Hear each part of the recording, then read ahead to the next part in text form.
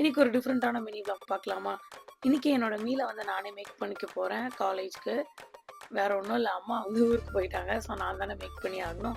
So எந்திரிச்சதுமே வந்து first வந்து dry fruits juice குடிப்பேன். ஸோ அதுக்காக வந்து ஓவர் நைட் ட்ரை ஃப்ரூட்ஸ் வந்து சோக் பண்ணி வச்சிருக்கேன் வாட்டர்ல. அண்ட் நெக்ஸ்ட் டே வந்து மார்னிங் குக் பண்ண ஸ்டார்ட் பண்றேன். ஸோ ஃபர்ஸ்ட் வந்து ஸ்ப்ரவுட்ஸ்க்கு வந்து ஒயிட் சென்னா வந்து ஆல்ரெடி அதுவும் சோக் பண்ணி வச்சிருந்தேன். அத வந்து பாயில் பண்ணிக்கிறேன்.